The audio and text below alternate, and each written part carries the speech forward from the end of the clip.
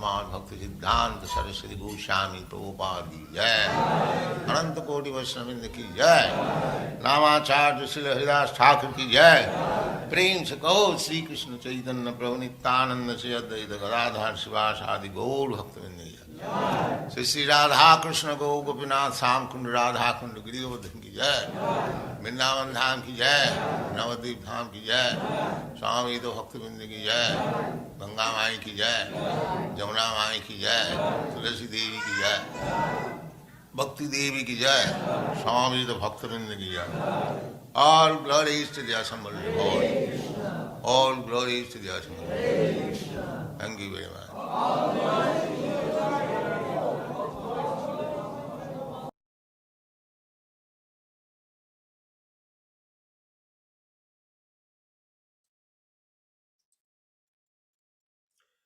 Hare Krishna. Shri YADHUNATH Prabhu, please unmute. Jai.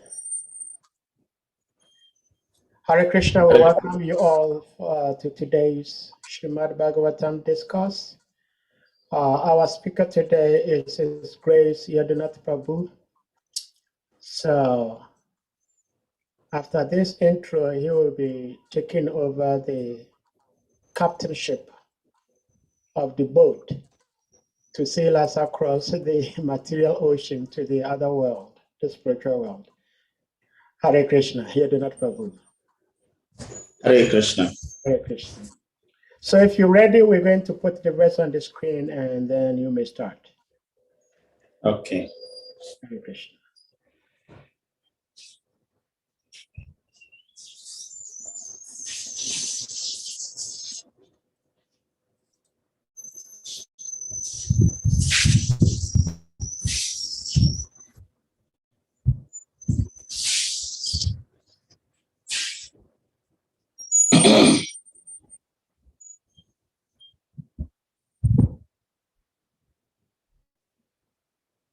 We can start? Yes. Narayanam Namaskrityam Naram Chaiva Narottamam Divim Saraswatim Vyasam Tato Jayamudirayat Nashta Prayeshwa Badreshu Nitai Bhagavata Sevaya Bhagavatyo Tamam Sloke Bhaktir Bhavati Nashtiki Tadarajastamo Bhava Kamalo Bhadayaschaye Chitaita Anaviram Stita Satve Prasedyate Om Namo Bhagavate Vasudevaya Om Namo Bhagavate Vasudevaya Om Namo Bhagavate Vasudevaya Om Agyana Timirandaksya Jana Janasalakaya Shaksho Yumilitam Yena Tashmai Shri Gurave Namaha Sri Chaitanya Manobhistam Sapitam Yena Bhutale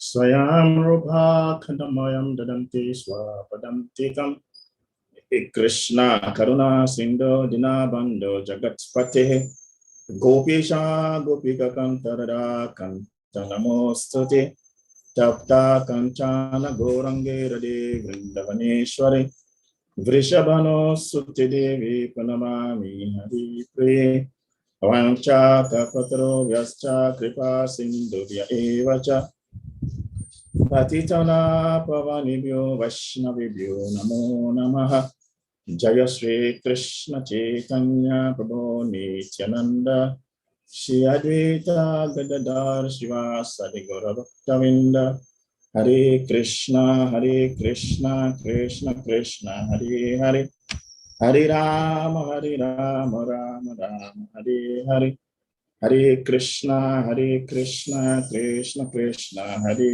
Hare Hare Rama Rama Rama Hare Hare Hare Krishna Krishna Krishna Hare Hare Hare Rama Rama Hare Hare Grantaraj Srimad Bhagavatam Ki Jai.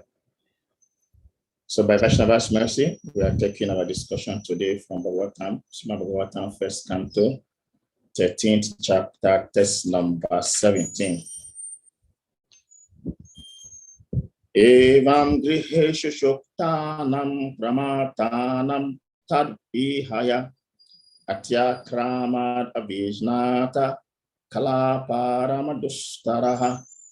Evam griheshu shaktanam pramatanam tadvihaya atyaramad avijnata kalaparamadustaraha. Evam griheshu shukta saktanam pramatanam tadihaya atyakramat avijnata kalaparamadustara. Translation. Insurmountable, eternal time imperceptibly overcomes those who are too much attached to family affairs and are always engrossed in their thoughts. Purport by Srila Prabhupada Ki Jai. Please let's listen very attentively to Srila Prabhupada purport. I am now happy. I have everything in order. My bank balance is quite enough. I can now give my children enough estate. I am now successful. The poor beggars, I say, depend on God, but they come to beg from me. Therefore, I am more than the supreme God. These are some of the thoughts which engross the insanely attached householder who is blind to the passing of eternal time. Our duration of life is measured, and no one is able to enhance it even by a second against the scheduled time ordained by the supreme will. Such valuable time, especially for the human being, should be cautiously spent, because even a second passed away imperceptibly cannot be replaced, even in exchange of thousands of golden coins amassed by hard labor. Every second of human life is meant for making an ultimate solution to the problems of life, i.e., repetition of birth and death, and revolving in the circle of 8,400,000 different species of life. The material body, which is subject to birth and death, disease, and old age, is the cause of all suffering of the living being. Otherwise, the living being is eternal. He is never born, nor does he ever die. Foolish persons forget this problem. They do not know at all how to solve the problems of life, but become engrossed in temporary family affairs, not knowing that eternal time is passing away imperceptibly and that their measured duration of life is diminishing every second, without any solution to the big problem, namely repetition of birth and death, disease and old age. This is called illusion. But such illusion cannot work on one who is awake in the devotional service of the Lord. Yudhishthira Maharaj and his brothers, the Pandavas, were all engaged in the service of the Lord, Sri Krishna, and they had very little attraction for the illusory happiness of this material world. As we have discussed previously, Maharaj Yudhishthira was fixed in the service of the Lord, Mukunda, the Lord who can award salvation, and therefore he had no attraction even for such comforts of life as are available in the kingdom of heaven, because even the happiness obtained on the planet Brahmaloka is also temporary and illusory, because the living being is eternal. It can be happy only in eternal abode of the kingdom of God, PRABHU, from which no one returns to this region of repeated birth and death, disease and old age. Therefore, any comfort of life or any material happiness which does not warrant an eternal life is but illusion for the eternal living being. One who understands this factually is learned, and such a learned person can sacrifice any amount of material happiness to achieve the desired goal known as Brahma Shukam, or absolute happiness. Real transcendentalists are hungry for this happiness. And as a hungry man cannot be made happy by all comfort of life minus foodstuff, so the man hungry for eternal absolute happiness cannot be satisfied by any amount of material happiness. Therefore, the instruction described in this verse cannot be applied to Maharaj Yudhishthira or his brothers and mother. It was meant for persons like Dhritarashtra, for whom Vidura came especially to impart lessons. Hare Krishna. Mokam karotuva chalam pangola gayate girim yat kripata dahavande Sri Guru Dinatariam Paramananda Mandava Sri Chaitanya Ishwar.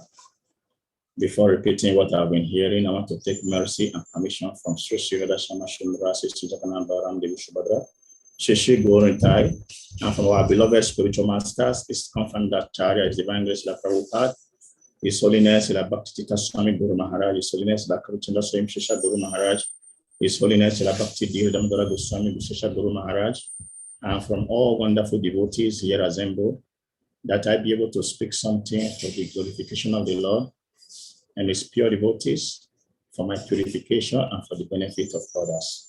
Hare Krishna. So first of all, we are happy to be here. We just arrived at Sangwater, Prabhu Ganga's temple. And then he is giving us a very warm reception.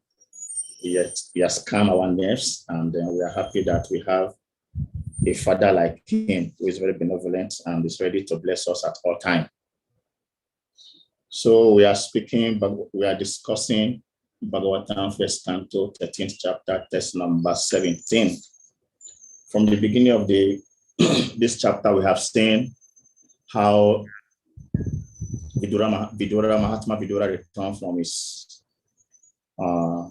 sojourn, or you may say pilgrimage, and how he was well received, and also how Yudhishthira Maharaj went to him and then appreciated him, asked a series of questions. And in continuation of all that, we are hearing these beautiful verses, which we are hearing now. And today's verse, I want to consider it to have three important topics. One, the power and the effect of time. Then the second is the problem of life. And third, the situation of devotees. So in the verse, it is said here, immediately, one of the quality of time is mentioned. Time is insurmountable and it is eternal. And somehow or the other, we are spending this time without knowing. Grammatically or in the open word, it is said that time and tide wait for no man. And Srila Prabhupada always lay emphasis, always encourage devotee never to waste any time. There was a time Srila Prabhupada was doing japa in his ashram, and he decided to go around the temple to see what was happening. So when he went to his balcony, he saw that some devotees were doing some laundering. So he went to the kitchen, he saw that some cooking was going on. He went to the temple hall, he saw that some devotees were doing bhajan in the hall. He went to the shop, he saw that some people were being attended to. He went to different parts of the temple and he saw that devotees were all busy. He said, yes, this is Krishna consciousness. He said in Krishna consciousness, every moment, every time is important, and devotees are always very expert in judiciously using the available time. And in this Prabhupada said that a moment gone cannot be recorded. Even if you have all the millions, all the wealth, all the money in this material world, there is no way you can call time that has gone. His Grace Radheshyam Prabhu, the temple president of NVCC, in one of his books, he mentioned that there are 4 things that when they are gone, we cannot call them back. And when I look at these 4 things, I put all of them into one bracket, and that bracket is time. And what are the 4 things that he mentioned? He said, 1, the time when spent. Once the time is spent, it's gone, you cannot get it back. 2, the occasion when it is gone. Once an occasion is done with, it's done with. No matter how much you enjoy the occasion, you may desire to want it to happen again. It's not practical. 3, age. When our age passes, no matter how much you are attached to youthfulness, you cannot bring yourself to become a young person. We know today so many people they are doing so many things to try to rewind or to bring back the arm of time. But if you look at the purport also, the purport use the word here, illusion. Acting under illusion, people, especially householders, they are thinking that they can control things. Once there's a story of a man who went to Yamaraj, and he told Yamaraj that Yamaraj should bless him so that he will live eternally, so that he will not die. So in the simple language, telling Yamaraj, please help me pause the arm of time. So Yamaraj said, it is not possible. It's not within my power. There's nothing I can do about it. So he thought that he was very intelligent, just like people think in the material world today, they can do so many things. They can turn things around. They can jungle west. So he told Yamaraj, okay, in that case, I want you and I to take friendship vow, become my friend. So Yamaraj said, I have no problem with that. I will become your friend willingly. And then they went before a peepal tree and took vow of friendship. Then after taking the vow, then this man said to Yamaraj, you know, a friend in need is a friend indeed. So I will want you to do something for me. Then Yamaraj asked him, what is that you will possibly want from me?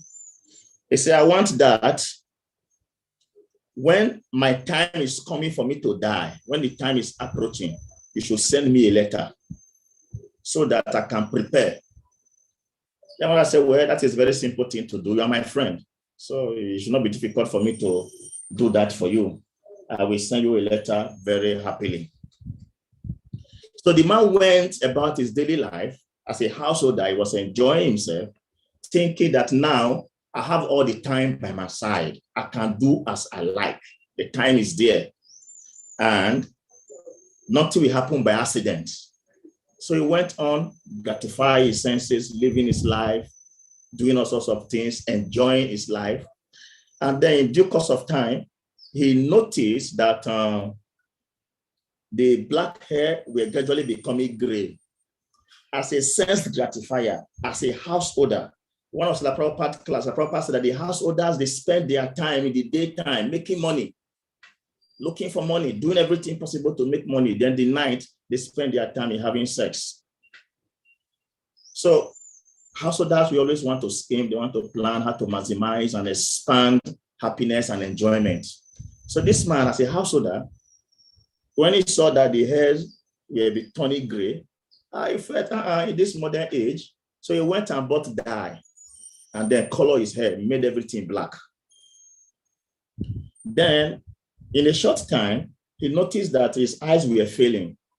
And of course, just like what is happening in India today, medically, if a young person dies, they will remove the eyeballs of that young person. You know, the eye should not be useless. They will take it and give it to somebody else who need eyes. So he said, now my eyes are failing and I have the money. So he paid and he got his eye operated. And then it felt, yes, I have time. I will just continue to enjoy. And in due course of time too, his limbs, his legs became weak. And he decided to get a walking stick, a very nice, well-decorated walking stick that also has knife and other things. In case there's a problem, he can defend himself. And lastly, the teeth in his mouth were falling out. He decided to do coating and other things, and they went on enjoying with the belief that all the time is there for him. At least nothing will happen without his knowing. Then, before he knew it, death personified came in front of him, and he was very angry. He said, what is this? How come about this? I'm not expecting you now. I'm not expecting death now at all, because my friend promised me that he will send me a letter. So he summoned Yamaraj and asked Yamaraj, why? You promised you are going to write a letter to me. I waited, I didn't see anything. Yamaraj said, no, my friend, I sent you 4 letters. 4 letters. And in each of these letters, there was no positive reply. You ignored them or you gave a negative response. First, your hair became gray. It was a letter telling you that time is passing. But you were so intelligent, you went and colored the hair, painted the hair. 2, Your eyes were becoming weak. You went and operated the eyes. Your teeth were falling. You coated your teeth. You crowned it. There's something you call crowning. You crown the teeth. Even some of the teeth, you replace them. And then your limbs, your legs were becoming weak. You got artificial legs and walking stick to help yourself. So I don't have any fault. It's your fault. You didn't take advantage of the situation. So you occurred to him that he has wasted so much time. Anyway, before we go into maybe stories, Lord Krishna himself mentioned so many things about time in Bhagavad Gita. I will just want to look at about 3 to 4 verses where Krishna says something about time. In chapter 10, text number 30.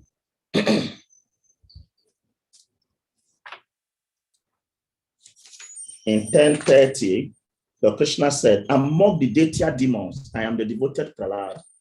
Among subduers, I am time. So time is a subduer. Whoever you are, you will be subdued by time. Time is a conqueror.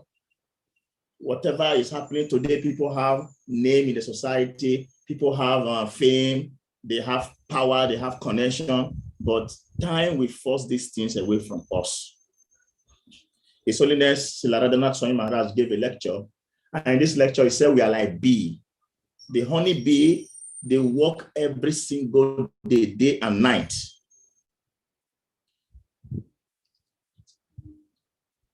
So the honeybee works seriously day and night, trying to make honey.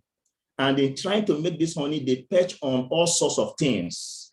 They perch on urine, they perch on stool, they perch on dead bodies, they perch on virtually everything just to produce honey. And after producing this honey, the farmer will come with torchlight, with fire, and chase them out of their house. And the farmer takes the honey. He said, this is how time and material nature deals with all of us. We do the things we are doing, not minding time, but then after hustling, like Asodas, they have to hustle so much. At the end of the day, the agent, the daughter of time, which is known as Kalakanya, as mentioned in 4th Canto Bhagavatam, the daughter of time is called Kalakanya. And first thing Kalakanya does to us is that it makes us invalid. And it is there. So in Bhagavad Gita, the invalidity of old age. And at old age, because we are not able to do the things we want to do, we become angry. And it is said in that place in 4th Canto that the old people are never happy with the young people because there are so many things that has been taken away from them by time. They cannot do again. Now they only live in memories. So in a simple language, time is a huge and powerful subduer. And Krishna is saying it here in this 10th chapter and 30th verse. That he said, among subduers, I am time. And in the purport, in the second paragraph of the purpose, the Prabhupada said, there are many subduing principles. There are many subduing principles. But time wears down all things in material universe and so represent Krishna. The potency in the Bhagavad Gita as a whole treat 5 subject matter, 5 topics: Ishwara, Jiva, Karma, Kala, Ishwara, and Prakriti. These are the 5 subject matter, the 5 topics discussed in Bhagavad Gita. And one of them is Kala, which is time. And in Bhagavad Gita, in this chapter 10, in more than 1 verse, Lord Krishna is speaking about this time. And he's saying here that time is a subduer. And Prabhupada said, time represents Lord Krishna. And of all subduers, he said there are many subduing principles, but time wears down all things in the material universe, and so represents Lord Krishna. And also, in the same Bhagavad Gita, chapter 10, Lord Krishna again said in text number 33, of letters, I am the letter A, and among compound words, I am the dual compound. I am also inexhaustible time. Krishna is inexhaustible time. Time doesn't finish. Inexhaustible means it will not come to an end. The time is always working. The time is always there. But then a moment passed as passed. It cannot be recorded. Srimad Bhagavatam also explained deeply about time, even the calculation of time. which is very mathematical. Even sometimes personally, I have problem with the calculation, how to calculate nimesha, less than a nimesha, a second, and all those things. They're all explaining Srimad Bhagavatam. So here Krishna is telling us that time is inexhaustible. And again, in the second paragraph of this purpose, the Prabhupada said, among all kinds of killers, time is the ultimate because time kills everything. So even today, like Prabhupada is saying, the purport, householders are working very hard. They are amassing wealth. They are doing so many things. They are not knowing that time has its own plan. Time is going to come. You know, say it comes like a thief in the night. It will come and take these things away from you. And when time is taking these things away, you'll be so helpless, you cannot do anything. We all know people like Muhammad Ali, Mike Tyson, they were champions in their time. They were great men. One of them used to say he's a conqueror. He was a champion. But then time dealt with them. I think whether it's Muhammad Ali, at a point he had Parkinson's disease, even to carry a cup of tea became a huge problem for him. Because time has taken the most valuable part of his being. Now he's becoming useless. He cannot do anything. And he can now live only in memory. Oh, I remember those days when I was a champion. I remember those days when I was like this. I remember those days when I was like that. You know, so time is a great subduer. And Krishna said it is inexhaustible. And still in Regulative Chapter 11, Krishna also said another thing about time, 11:32.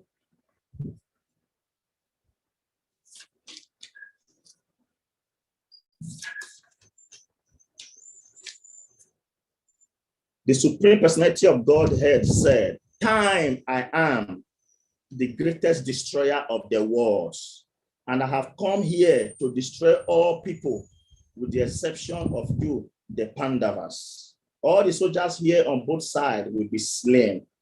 So this is the potency of time. Time destroys, time consumes everything. And Lord Krishna is saying, in the exception of you, the Pandavas. Who are the Pandavas? The devotees. Because the devotees are working in accordance to or in accordance with the interest of the Lord. So they are not consumed.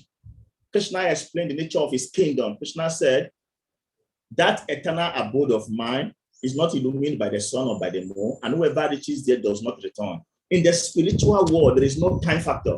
And because devotees are destined to go to that environment by dint of unalloyed Anayam Bhakti, therefore, they are not destroyed by time. But all others who are living a common material life, time deals with them seriously. And when time consumes our vital parts, there is so much lamentation, there is anxiety and frustration and all things like that, because we are building our mountains, our mansions on a foundation that has no basis, has no grounds to stand on. So for devotees, they're always very, very conscious of this, and therefore they put their mind on the absolute. So the Prabhupada explained that people want to enjoy. They also does they want to enjoy, they want to get maximum happiness. In Nectar of Devotion, it is explained that there are three types of happiness. There is material happiness, there is spiritual happiness, and there is devotional happiness. Now, material happiness and spiritual happiness is both material because it is temporary.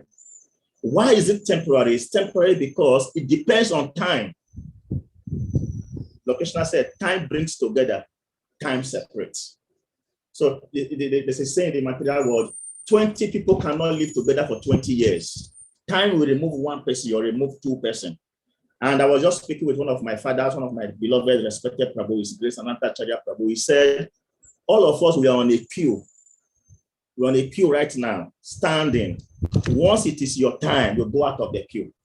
Death will just come and take you, remove you out of the queue. This is how time consumes everything. There was a story of one king. This king had a prosperous kingdom. He was doing very well. He was flourishing. And he was just enjoying himself, forgetting every other thing. And so at a point, he became sick and he was bedridden. He was about to die. Then he called on his family member, his household, and told them, now I'm about to travel. I'm about to travel on a distant journey. So there was a fool in his kingdom. So the king said, oh, my dear king, let me go, let the prince go with you. The king said, oh, you are a fool, you don't understand anything. The prince cannot go with me. He said, then take your last wife. You love your last wife very well. Let your last wife go with you. Say, oh, my fool, my dear fool, you don't understand what you are talking about. Even my wife cannot come with me. He said, then take me along. He said, you are a fool now. I can't take you along. It's okay, please, my dear king, let me arrange chariot for you. I will put some food stuff, I will put everything, and then you take it along. The king said, no, all this cannot happen. I have to go on this journey alone by myself. But before this incident, Narada Muni had visited this king. And the king, because he had money, so he thought that he could mesmerize a pure devotee by throwing affluence on him. So he told Narada Muni, you are welcome to my kingdom. Tell me, what do you want? Whatever it is you want, I will give to you. Just mention anything. Narada Muni said, my dear king, I'm sorry, I don't want anything. He said, no, you don't say that. I am a rich man. I'm a rich king. I have money. My kingdom is flourishing. My kingdom is growing on a daily basis. So whatever you want, just mention it. We are at your service. So Narada Muni said, okay, since you are determined to please me, you want to serve me by all means, I have only one request. Go and get a muka, a fool. Employ this fool in your house. His only service is that he should take a stick and move around the kingdom every day. And at the end of every month, pay him salary. Say, my old sage, is this what you want? This is a small thing. He said, yes, that will satisfy me. So the king got that fool. So when he was about to die, is that fool now who is now speaking to the king? So when he turned down all the moves for help from the fool now looked at him. And the fool asked the king, right now, what do you want? The king said, I am relieving you of your service. I'm going to pay you off. But before you go, you need to get somebody who is more a fool than yourself to take your position. The so-called fool, the muka, he looked at the king and immediately hand over the stick to the king. The king was shocked. It was like a big embarrassment and insult. Then the king asked him, why are you behaving like this? I said, give this cane or this stick to someone who is a bigger fool than yourself. And he said, the so-called fool said, yes, you are a bigger fool than myself. I am a muka, but you are a mahamuka. The king didn't know what to say. And the so-called fool said, you are a mahamuka, you are a greater fool than myself because you live all your life amassing wealth, amassing women, doing everything. You don't know that time is moving. You didn't plan for this time. There is no arrangement for this time. You did everything possible to enjoy life, but you didn't plan for this very moment. This is the most crucial moment in your life. No plan. Now you are going to die just like that. So the so-called fool took the opportunity to educate him, give him enough siddhanta, give him knowledge. Bhagavad Gita is divided into 3 parts.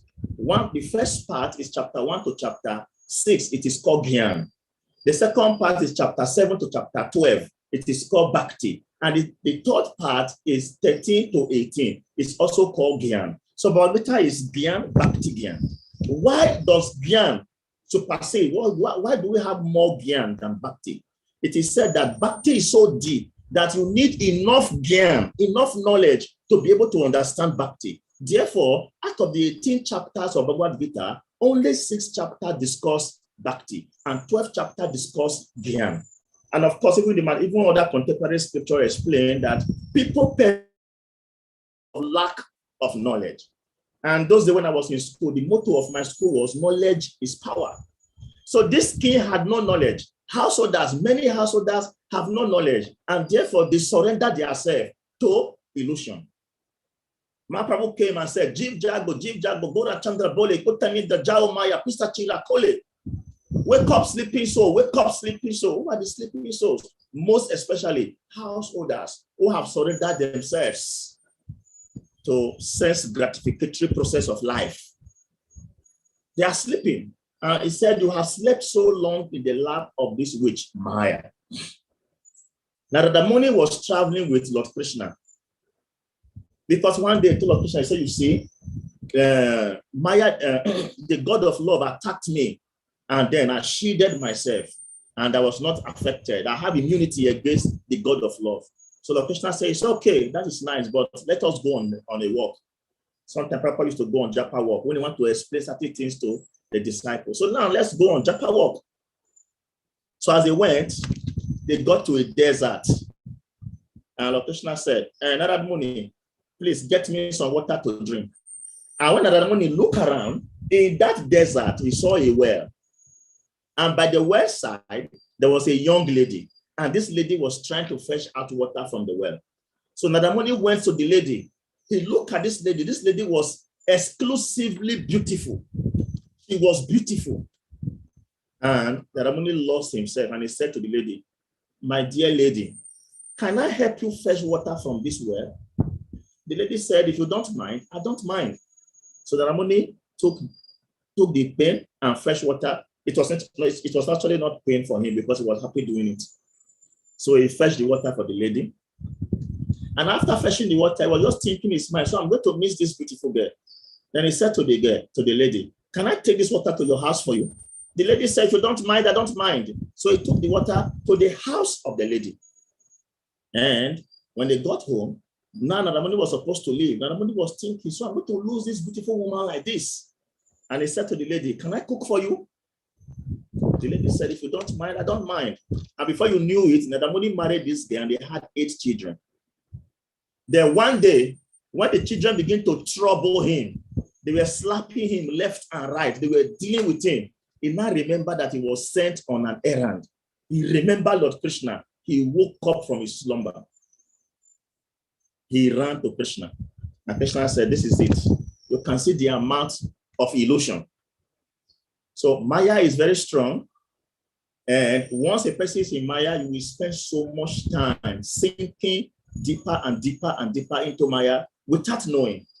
And of course, with the special mercy, one may be able to wake up at a particular point and realize that so much time has gone. Anyway, so in a simple language, time is a very, very important factor. Time is older than human being. Time is older than the creation that we are in. And of course, many of the epics that we know about, like Mahabharata, the witness to it was time. So time is always there. But all of us have been given a calculated time.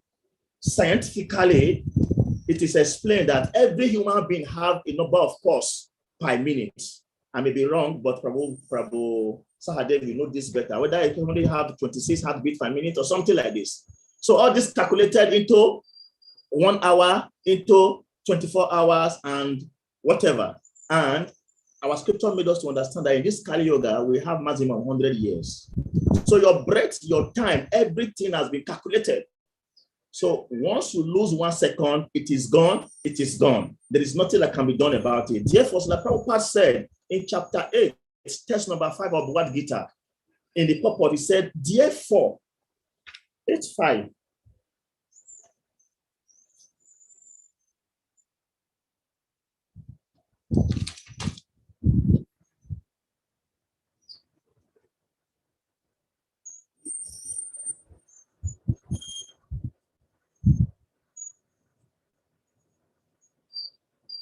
Inside the purport, still on the first paragraph, this chapter is just one paragraph. 1, 2, 3, 4, 5, 6, 7, 8. Maybe the 9th line of the purport. Line 9 of the purport. La Prabhupada said, first, La Prabhupada spoke about Smaranam, remembering the Lord, because Lord Krishna said by himself, whoever at the end of his life put his body remembering me alone, at once attain my nature. Of this there is no doubt. So Srila Prabhupada began the purport by speaking about Smaranam, Krishna Smaranam, remembering the Lord. And within the purport, he now said, therefore, one should practice Krishna consciousness from the very beginning of life. Why? You don't have time. We don't have to wait until when we are 50 years old. There is no guarantee. There is no assurance that we are going to live up to 50 years. So in connection to time, Krishna have told us in Bhagavad Gita, time is moving imperceptibly. And this verse, he said, is insurmountable. And time is eternal. And it subdues everyone. Everyone is subdued by time. whoever you are subdued by time. As the Prabhupada said, once the time is lost, no amount of money can bring the time back. And like I said, another aspect of the purport is about the problem of life. It is explained that people in this material world, they claim to have so many problems. But different places we have heard from devotees, we have heard from acharyas who says that these are not actually problems. They are just issues. If I don't have money, it's not a problem, it's an issue. It's a phase in my life. But then there are 4 real problems of life. And this is the problem of birth, old age, disease, and death.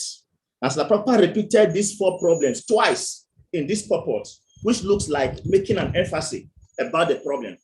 And of course, it is explained that for anything to be problem, it has to pass through 3 criteria. 1, it is applicable to all. That is why it is called problem. 2, no one can avoid it.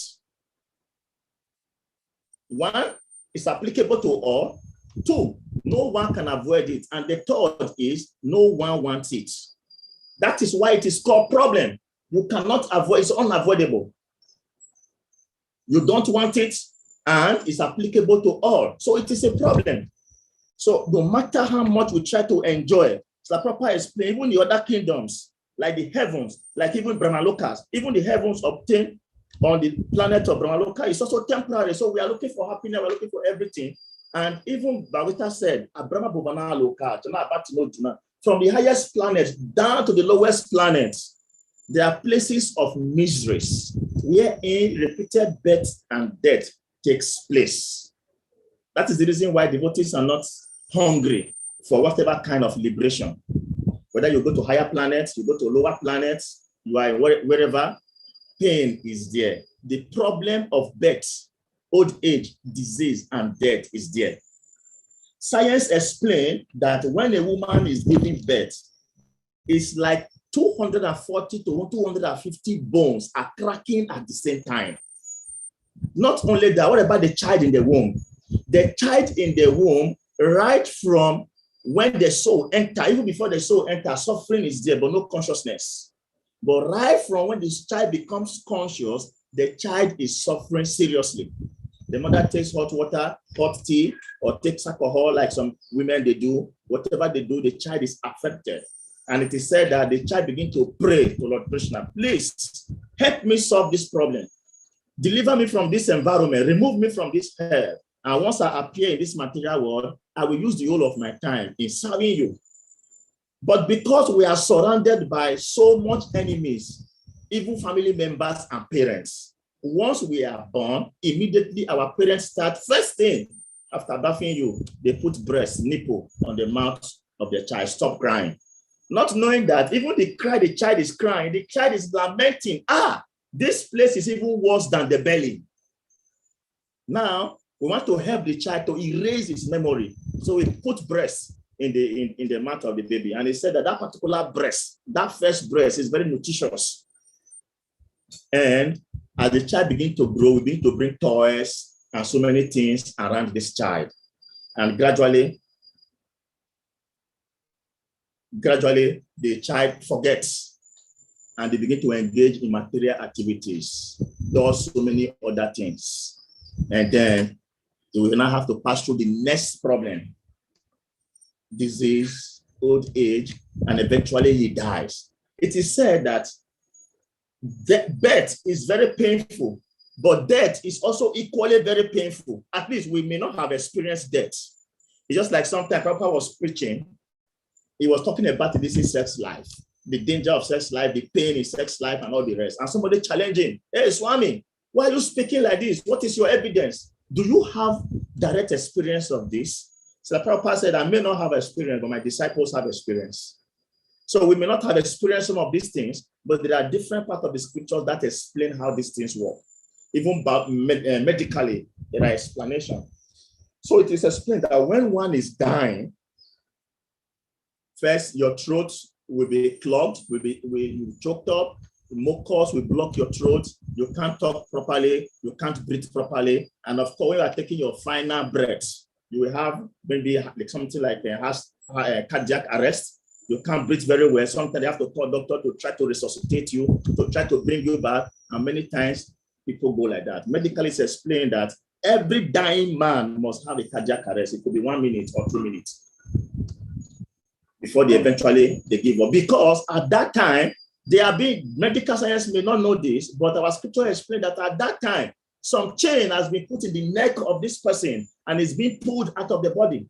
And there's so much attachment to this body. Therefore, when the soul is leaving the body, there is so much pain that is being experienced. And we saw that some dying people, tears come out from their eyes. Some dying people, their eyeball will bug out. Some dying people, they even pass feces in their body because of the pain involved.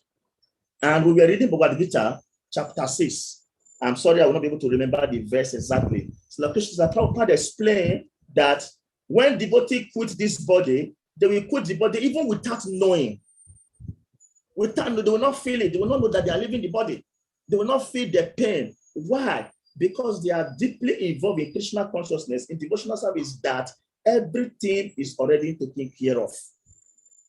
And of course, conclusively, because we don't have all the time, Srila Prabhupada concluded by speaking about the transcendentalists, which I may not say the nature of devotees. Devotees are not so carried away by material sense gratificatory process of life, and they take the divine instructions very seriously. And because of that, they are protected. In Bhagavad Gita, in Srimad Bhagavatam, 1st Canto, chapter 9, passing away of Bhishma Dev, Lord Bhishma Dev told the Pandavas, he said, there are 3 reasons why you didn't die. 1, you are protected by Dharma. 2, you are protected by the Brahmanas. And 3, you are protected by God. So because devotees are engaged in pure devotional service, let me just take the verse directly. 1st Canto Bhagavatam, chapter 9, text number 12.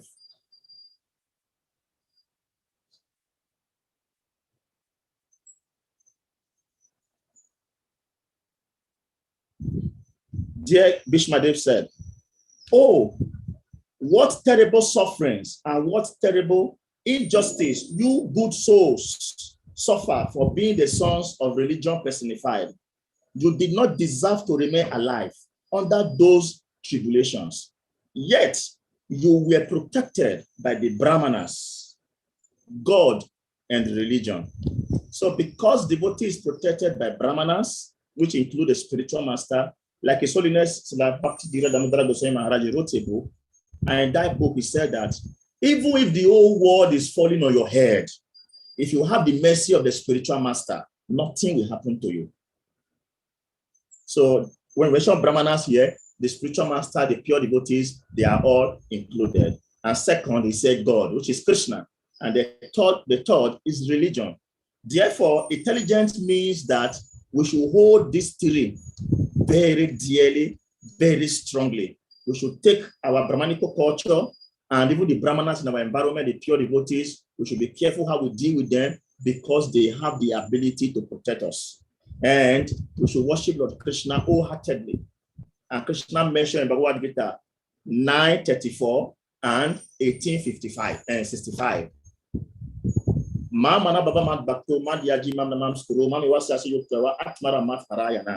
Engage your mind always in thinking of me. Become my devotee and worship me. Be completely absorbed in me. Surely you will come to me. It's an assurance. You will come to me. You will not pass through the pains because you are engaged in my devotional service. Krishna said we should take all forms of risks for him. And because these risks are taken for him, we will be shielded. Krishna said that when the demons are acting, he opens his 2 eyes so that he can see them and punish them for their actions. But when the devotee is doing whatever he's doing, Krishna said, I blink my eyes so that I do not see their mistakes, so that they will not have a reason to suffer. So this verse, Mamana Baba Mat Bhakto, is repeated in Bhagavad Gita. It's in 9:34 and it's in 18:65. And in 18:65, Krishna made the last, he said, all the 3 lines are the same, but the last line, he said, Prati Jane Priyosime. Always think of me, become my devotee, worship me, and offer your homage unto me. Thus, you will come to me without fail. So in 934, there is an assurance. And in 1865, there is an assurance. And here, use the word without fail. I promise you this because you are my very dear friend. Conclusively, Lord Krishna already mentioned in Bhagavad Gita that it is time. And he is the destroyer of all the world. He has come to destroy everything, in exception of the devotees. Why? Because they are friends to the Lord, and at the same time, they are devotees of the Lord. So Krishna said, my devotees, Krishna said, I envy no one, I am not partial to anyone. But Krishna have a special attention, special love for the devotees who are engaged in devotional service. So the miseries of life, the problems of life, Krishna will help us to surmount them without our knowing that something is happening. It is said that if the problem of life is very difficult, Krishna himself is speaking about his own illusory energy. He says it's very difficult to overcome. But when a person engages in devotional service, it becomes very, very easy. So Rupa Goswami explained in Bhakti Nectar of Devotion, he said, the problems in this material world is like an ocean. But when a person surrenders to Krishna, all the problems will be shrinked, will be brought together to look like water contained in the hoof print of a calf. So we want to stop here, and thank you very much. Hare Krishna. Hare Krishna, thank you so much, YADHUNATH Prabhu. Lots of quotations from the scriptures. That's very interesting, very beautiful. At this point, we ask the devotees to indicate by using the hand emoji to ask their questions.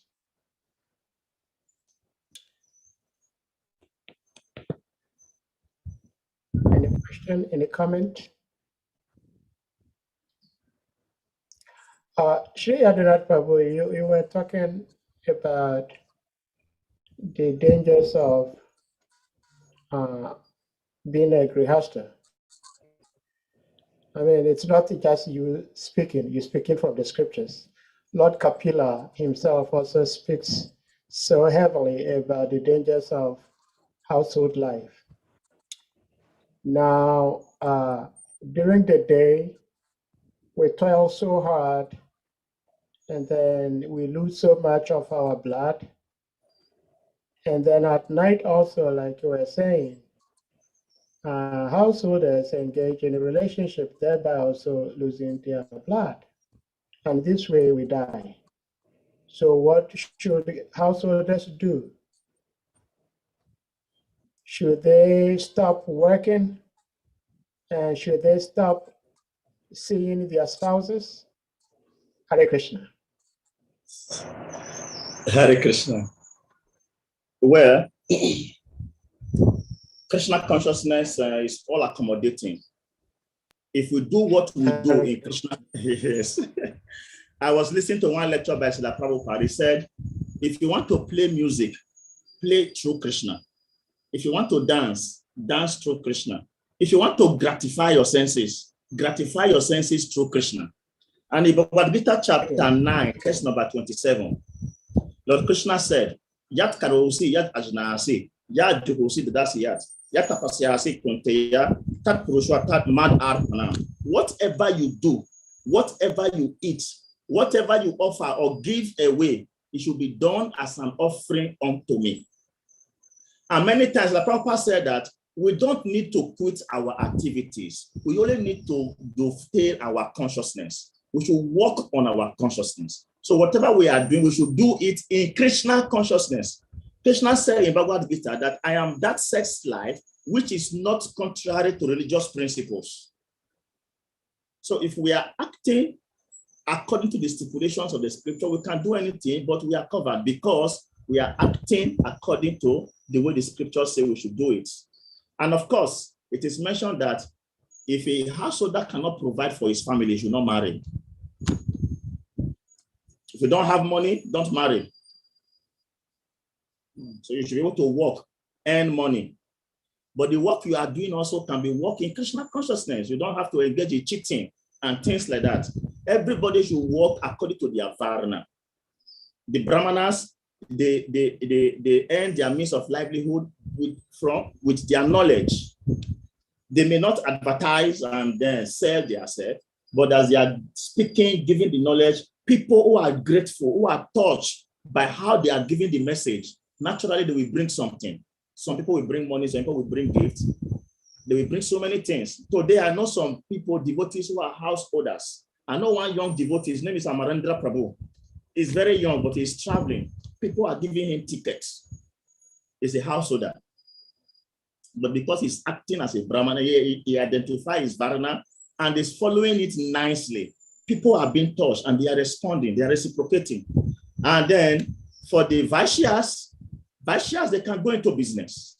And Vaishya, if you are a Vaishya, you know yourself to be a Vaishya. He said that for a Vaishya, speculation into the labor market it can be tolerated. Sometimes they have to make some small white lies. But then Rupa Goswami explained how they can shield themselves, how they can exonerate themselves from all the small mistakes they make in their business, which is somehow or the other look like very difficult for us. By Rupa Goswami's stipulation, 50% of our returns are supposed to come to Krishna. 50%. Which we see that many of us are not able to do that. So in a simple language, we can work, but we should give the result of our action to Krishna. It is said that a devotee should not see his wife or his children as object of enjoyment. You should see yourself as a temple president. Your wife is your vice president. Your first son is temple commander. Other children are temple devotees. You run your family like that. When the devotee runs his family like other normal circumstances, as temple president, you have to work very hard, make some money so you can maintain the temple. So if you are maintaining your family in this same kind of consciousness, there is no problem at all. Nothing is wrong with that. Sometimes temple have to acquire vehicles to do the things that they do. So if you are running your family as a temple and you have to acquire vehicle, there's nothing wrong with that because you are doing whatever you do as service to Guru and Krishna. Then you'll be covered, you are protected. So it's not that we should not do the things, we should not meet with our wife, or we should not walk. No, you can walk, but we should walk in Krishna consciousness. Hare Krishna. Hare Krishna, thank you so much for that beautiful answer. Govinda Das, do you have a question, please? Govinda Prabhu, please unmute and then go ahead and ask your question. Hare Krishna Prabhu, Dandavad Pranam, so close to Gurudev. Hare Krishna Prabhu. Hare Krishna. Prabhu, I have a concern about committing offenses. I understand that our devotional service will grow or will not grow depending on how much we stay away from offenses.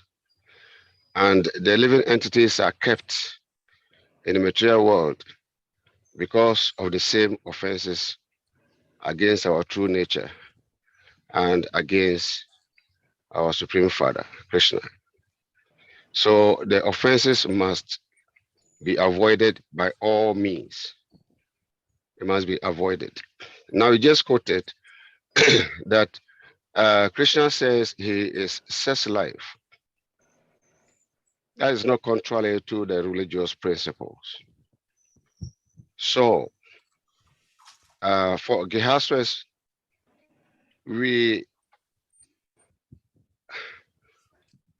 most of the time we cannot actually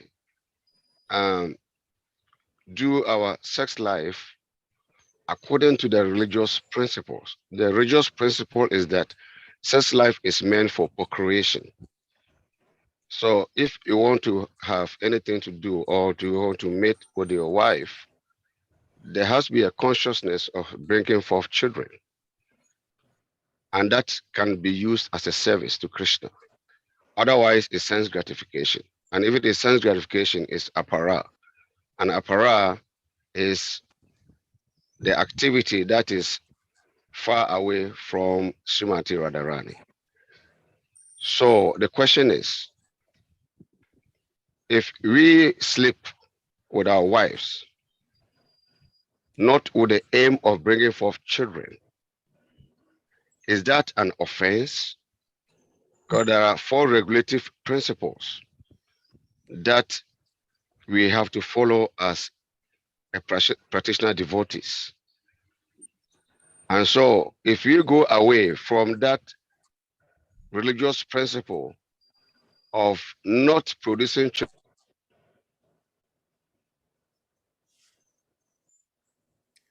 Sorry, Shri Govinda, we're losing your audio. You are muted. Please unmute.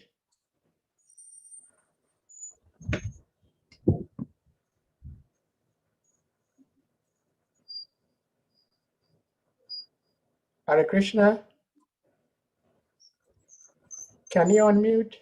Well, I think, Yadhunath Prabhu, I think you got his question.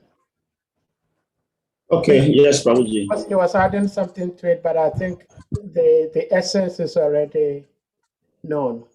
So if you can attempt to answer. Right.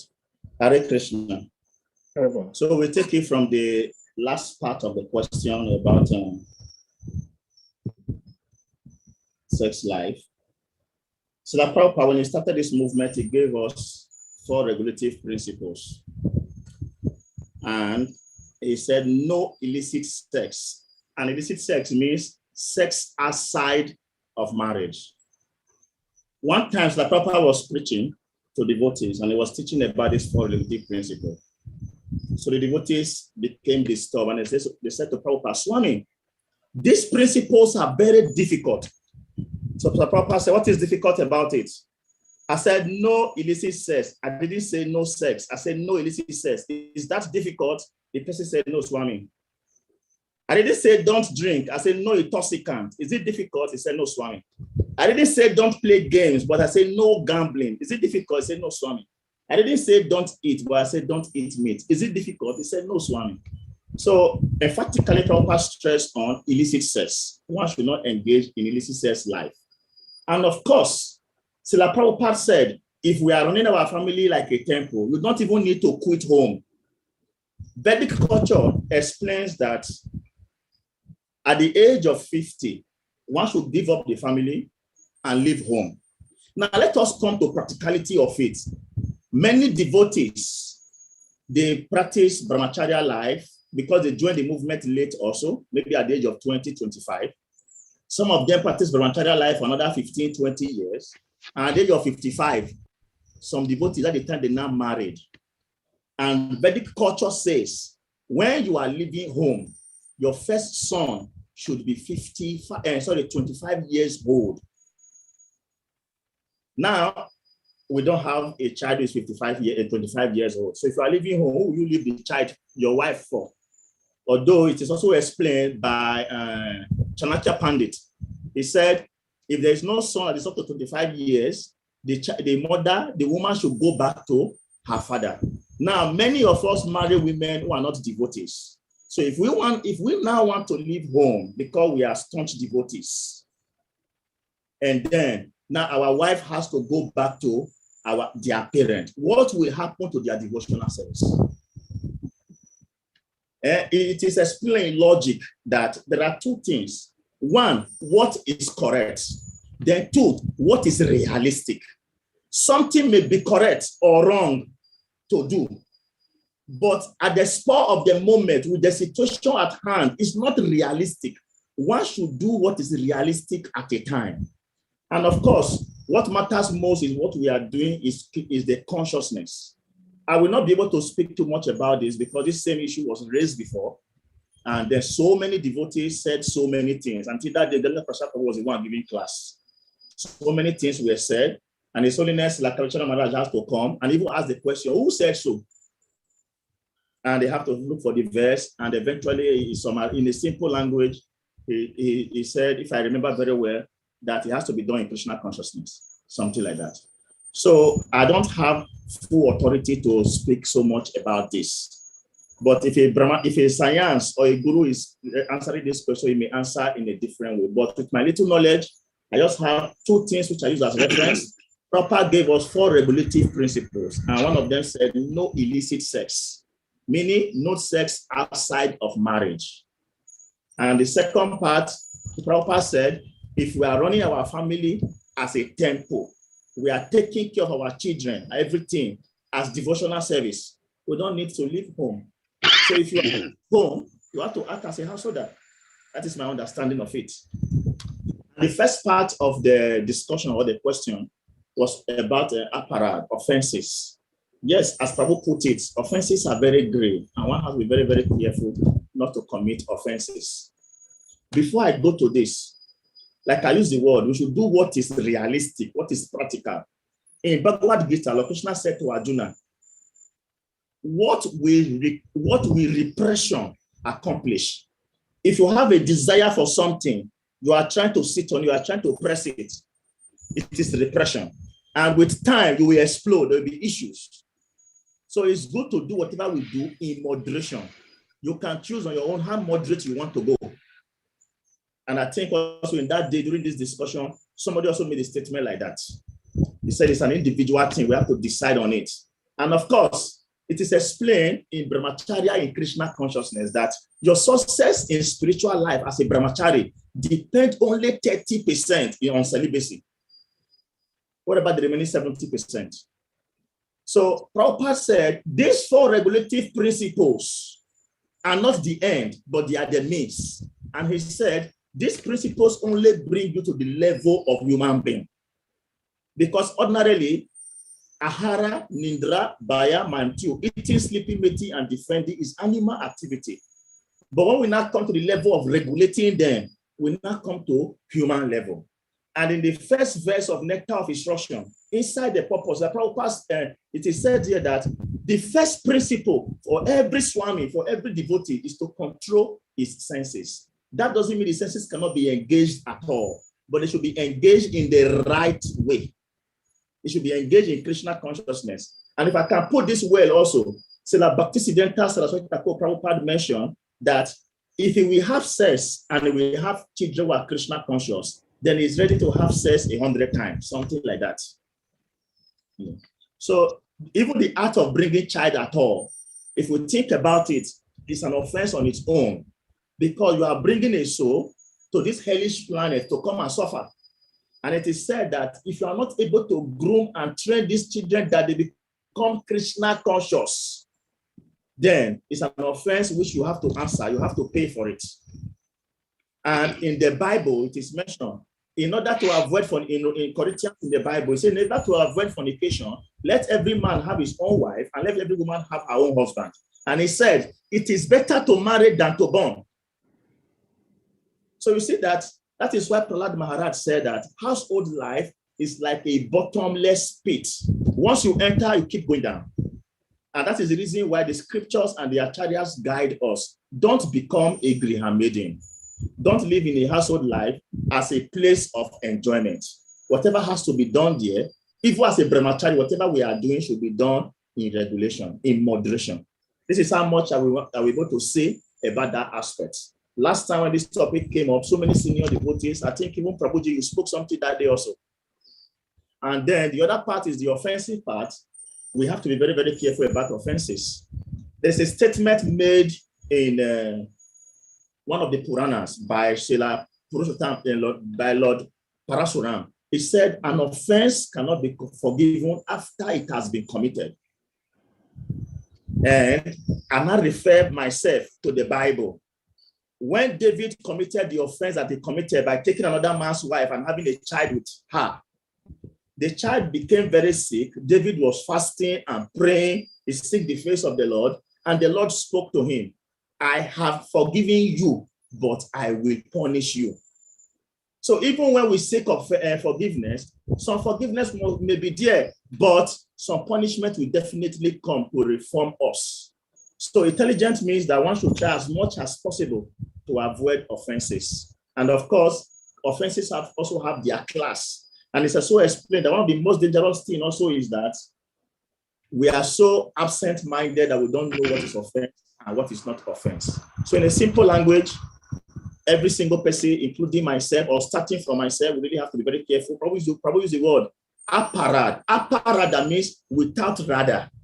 And when there is aparada, there is rada sunya, without mercy.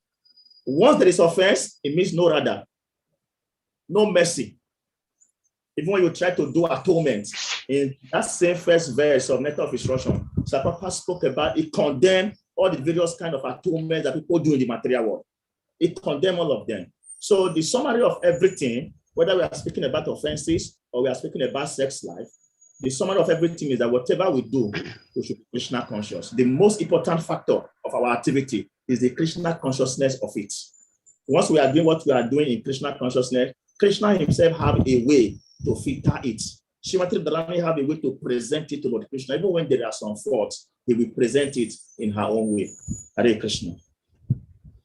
Hare Krishna. Thank you so much, Yadhunath Prabhu. Thank you so much. I recall a little bit about the other time we had a class and this issue came up. And I remember what His Holiness Kavichandra Maharaj said.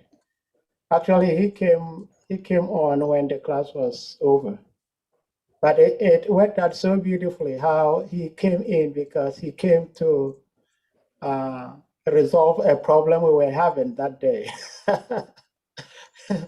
And Madharati also spoke, which to me was like the crown of everything we discussed that day, that it has to be agreed upon or decided by the couples, the husband and the wife. So when the husband and the wife decide what they want to do and they do it in their devotional service, that is the most important thing. And I also shared this some time ago when I had the opportunity to speak, that when Bhaktivinoda Maharaj was in the Radha Damodara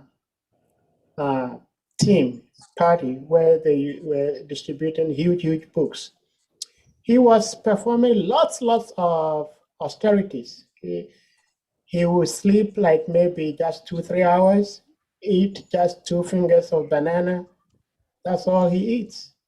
And he gets up so early.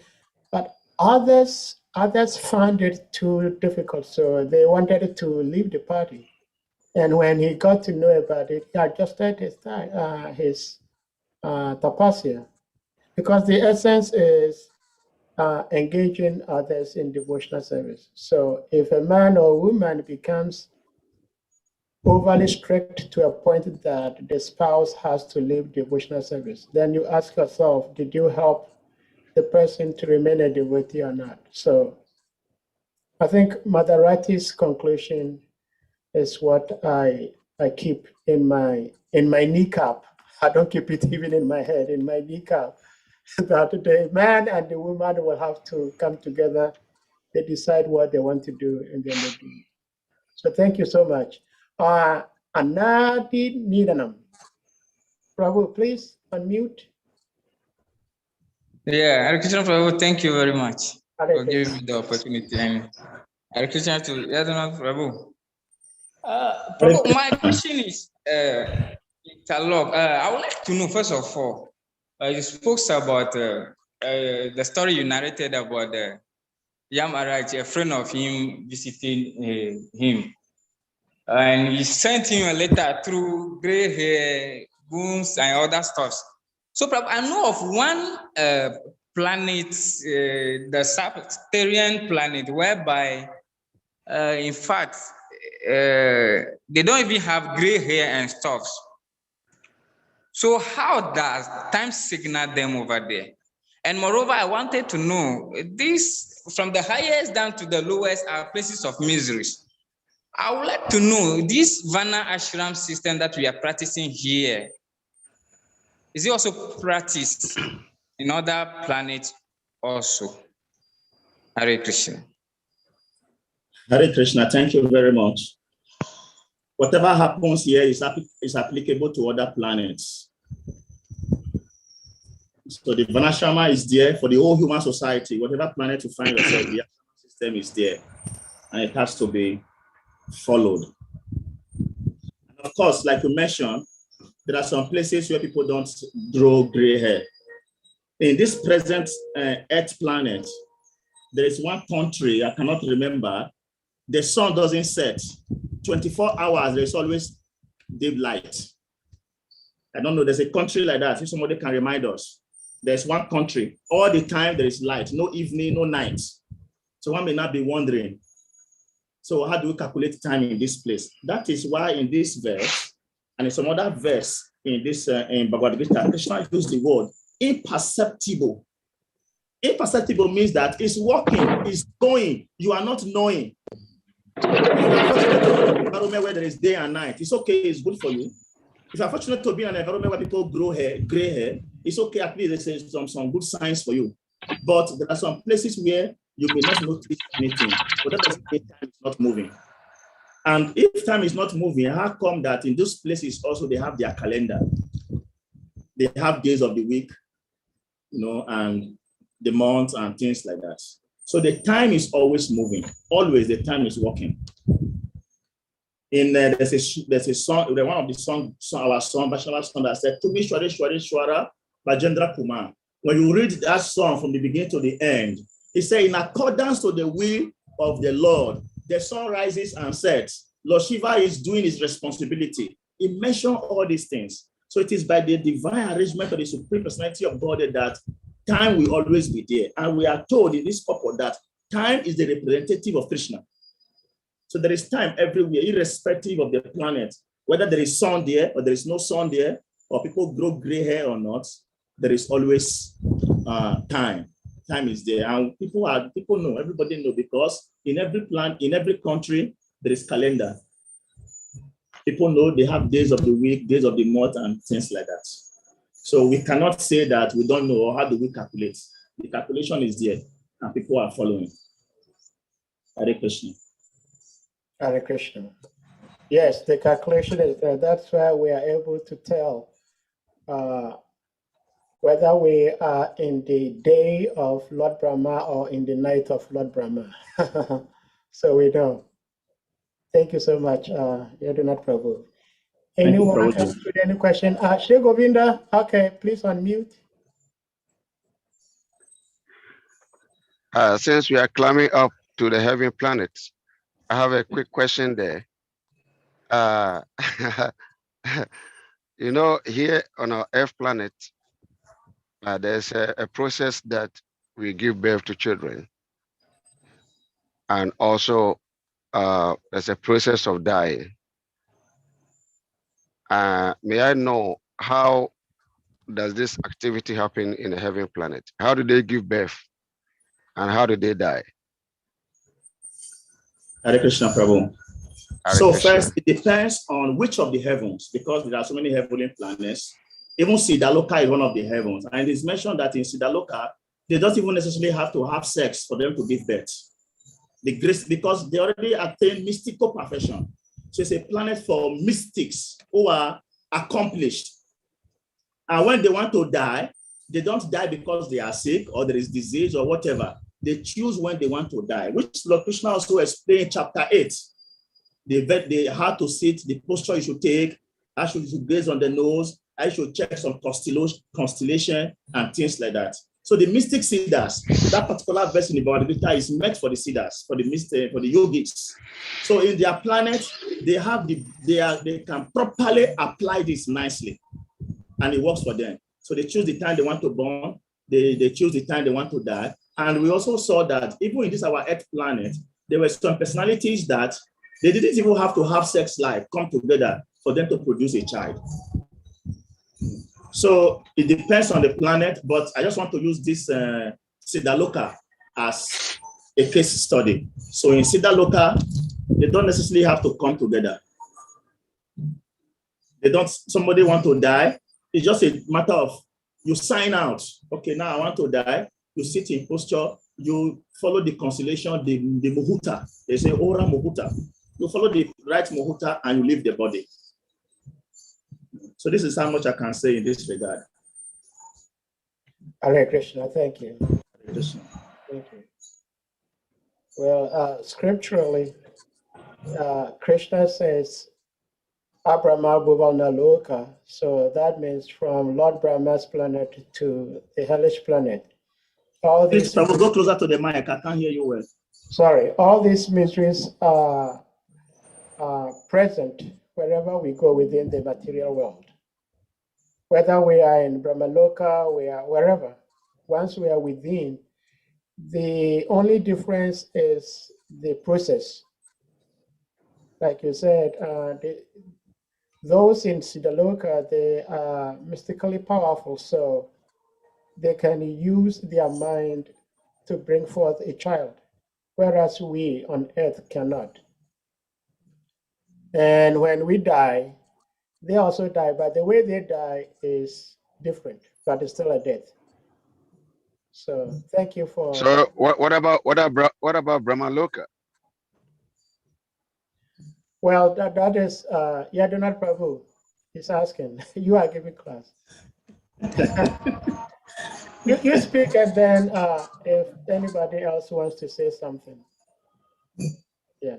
Well, I have not read about how they put the body or how they are born in Brahma Loka, but we know that in this planet also they are born and they also die. We had in the beginning of Mahabharata, we are told how there was a summit, there was a meeting in the heavens, and then Santanu Maharaj and Ganga Devi, they became lusty after each other, and they were cursed, and they had to fall down, they have to take birth in the material world. But the episode didn't tell us how they died, so I will not be able to speak. Hare Krishna, thank you. What I know about Brahmaloka specifically is that. Hare Krishna. Hare Krishna. What I know about Brahmalokas specifically is that even though it's also a material planet, but they do not die like the way we die. In fact, it is said that all the souls in Brahmaloka are there just waiting for the end of Lord Brahma's life. And then all the living beings and the Lord Brahma himself, they all go back to Vaikuntha. I don't know if Prabhu has something to say, but that's what I know about Brahmaloka. Yeah, Sadhu Prabhu, that is the end. That's the end of their birth. But how did they take birth?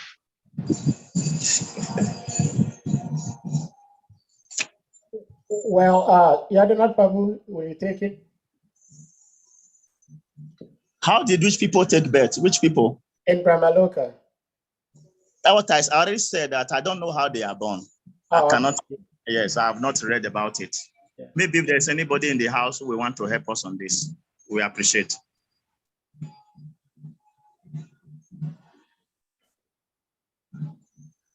All right. Again, I can only speculate by saying that there is no biological birth like we do here on Brahmaloka. It is like a transfer from one planet to there, because it's just like a transit to the spiritual world. You go there and then you wait till the end of Lord Brahma's time, and then you go straight to Vaikuntha. Kapila Smith, please unmute. Hare Krishna. Hare Krishna, Prabhuji. Thank you so much for your wonderful class. Hare Krishna. Hare Krishna. So I have one question. Okay. So say that when one of the wife of Kashyapa Muni, when she lost her two sons, which is Hiranyakashipu and Hiranyasha, so you have to perform austerity for 100 years before Kashyapa Muni can come and have affair with her to give birth, because she is designing a child that can be stronger than Indra.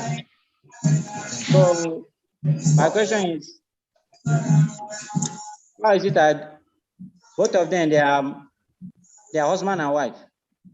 So why is it that she has to perform austerity for 100 years before Kashyapamuni come and meet her? Hare Krishna. Hare Krishna. He said, when you want something great, you have to pay great sacrifice. She was not just looking for a child. So she had to meditate to get the piety or the credit that will enable her to have the kind of child that she wanted. We also saw in Krishna Lila that what is their name? I'm sorry, the name is escaping right now. They later became parents of Krishna. They meditated for 3 lifetimes to have Krishna and Sotapa. They meditated for 3 lifetimes to have Krishna as their child.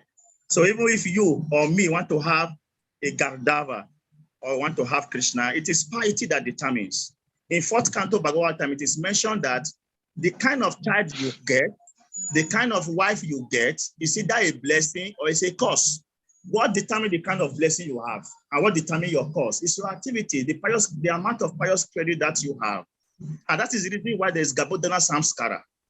So there have to be a process to purify their womb, create some piety so that you can have a good child. And we also mentioned also that sometimes the Grasa have to chant 50 rounds and things like that. All this is to create an enabling environment, to create a positive atmosphere, to invite a particular soul.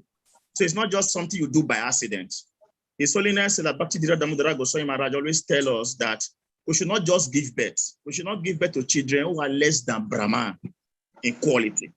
So this will require some piety. It requires a lot of punya to be able to attract children who are higher than Brahma. So one may have to take time to build up his pious credits that will enable him have, or that will enable the couple have such kind of child. So in a simple language, the reason why she had to meditate is because she needs to work to get that necessary needed credits to qualify her to have that kind of child. And of course, in a more simple way, these personalities are doing what they do just to teach us how to go about life. We should not just meet at any time we like or bear children, do whatever we do at any time. There must be regulation. There must be a process. His Grace Ganga Prasad Prabhu always say that there is SOP, standard operational procedure. So there must be a procedure that we should follow in doing the things that we do. So thank you very much, Prabhuji. Thank you so much. Hare Krishna, thank you. Please, His Grace Mahadev Prabhu. Thank you for that question. Hare Krishna. Please, Prabhuji, we are in Sangota now, and we came for a program. We're supposed to start by 5:15. Okay. So it seems Nadine Nidanam has a question. Can you take that to be the last question? Okay. All right. Prabhu, Okay. yeah, Hare Krishna.